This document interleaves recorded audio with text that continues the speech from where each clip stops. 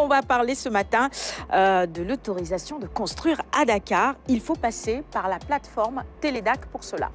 La demande d'autorisation de construire est l'aînée des procédures dématérialisées qui sont dans la plateforme Télédac. Plateforme Télédac, c'est télédemande d'actes administratifs, là où sont logées beaucoup de procédures dématérialisées aujourd'hui, de procédures administratives. Et à partir de 2012, la réflexion a été lancée et les actes ont été posés pour que les personnes puissent faire leur demande en ligne pour l'autorisation de construire. À l'époque, ça s'appelait télédemande d'autorisation de construire. C'est après, avec l'évolution, qu'on l'a généralisé à l'ensemble des procédures administratives pour que ça devienne télédemande d'actes administratifs. Et pour l'autorisation de construire, la demande n'est valable que pour la région de Dakar.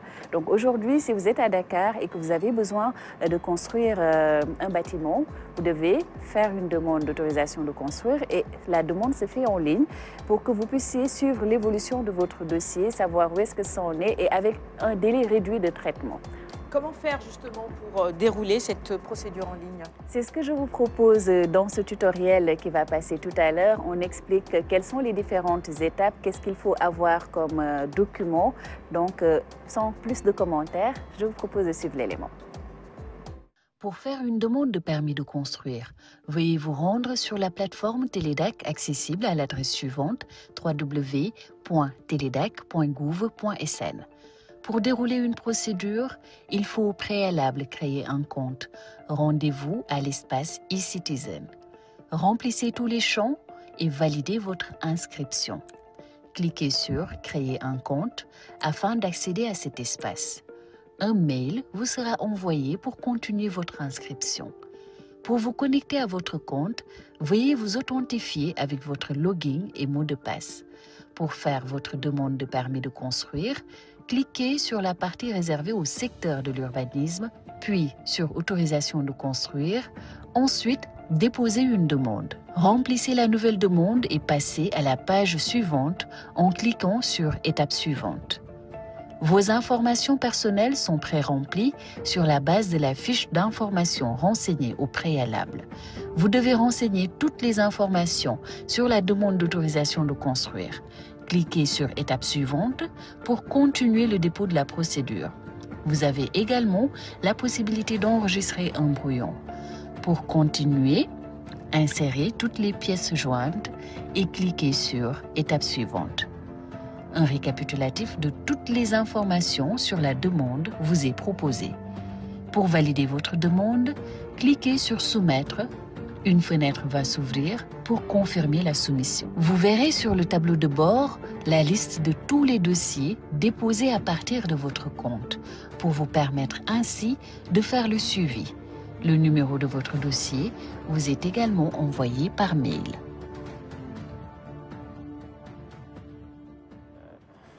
Alors, une méthode simple que certains ont pourtant du mal à maîtriser. Effectivement, la plateforme a été conçue de façon à ce que toute personne aisément puisse faire la procédure. Mais il y a beaucoup d'Aline Badara. Des choses aussi simples, des choses aussi simples peuvent être assez compliquées. Ouais. Donc, ce tutoriel est fait pour ce genre de personnes. S'il y a des problèmes, on peut demander l'aide. Certaines fonctions vont disparaître. Les assistants, mais ça, c'est important. Simple. En fait, la démat ou dématérialisation n'est pas là pour supprimer certains postes. Elle est là pour faciliter les choses pour les usagers. Oui, pour élargir. Voilà, pour élargir, vraiment rendre meilleur le service public, avoir une meilleure qualité de service public. Donc la plateforme est conçue de façon très simple. Il faut juste disposer d'un ordinateur, avoir une connexion Internet, créer un compte via la plateforme teledac.gouv.sn. Le compte permettra de suivre un peu l'évolution du dossier. Il y a des personnes qui doivent télécharger des documents parce que pour les pièces jointes, il faudrait des scanners, scanner un peu les documents pour que les gens puissent faire le suivi. Peut-être à ce niveau, ça peut être un peu compliqué.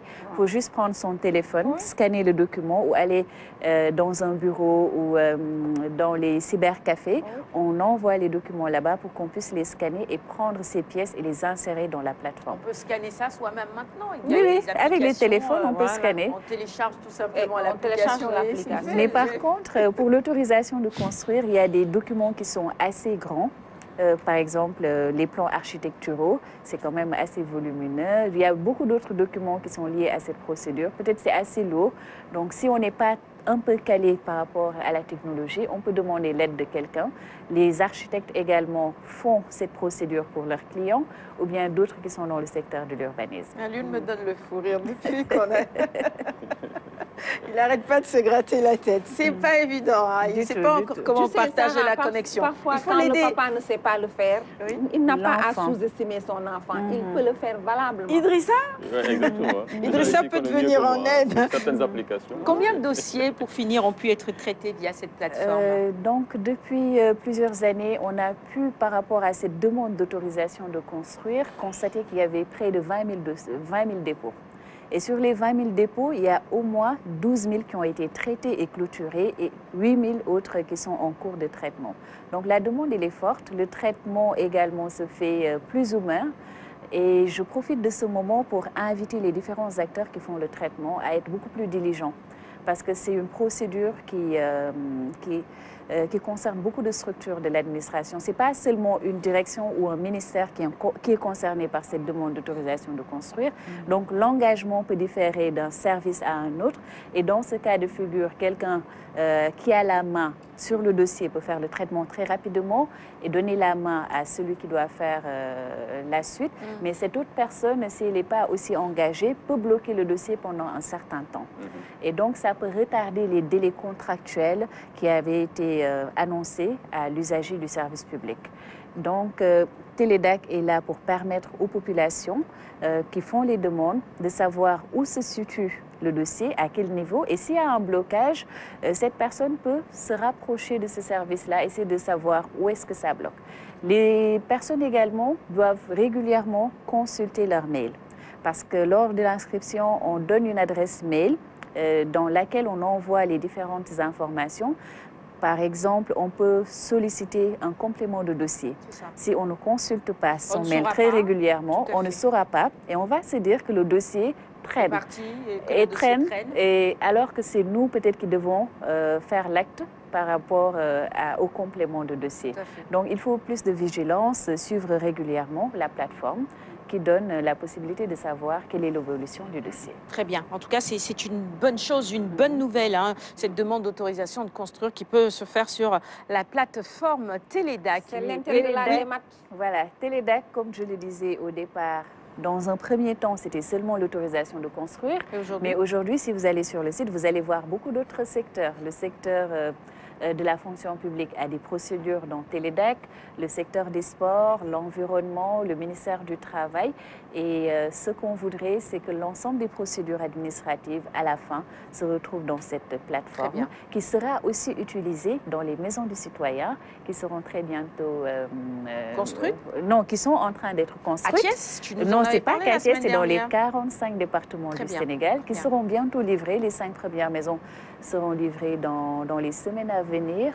Et donc, cette plateforme sera d'une grande utilité dans le guichet unique qui sera implanté dans ces maisons du citoyen. Merci beaucoup, ma chère Ramatoulaye. Pour les taxes, tout sera en ligne, quoi.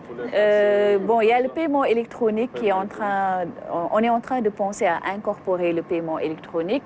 Par rapport à la procédure de l'ENA, l'inscription au concours national de l'École nationale d'administration, on avait déjà implémenté ce système de paiement en ligne, le télépaiement. Donc, on a eu l'expérience, ça a réussi. Donc, pour les autres procédures également, on peut faire le même procédé. Pourquoi pas?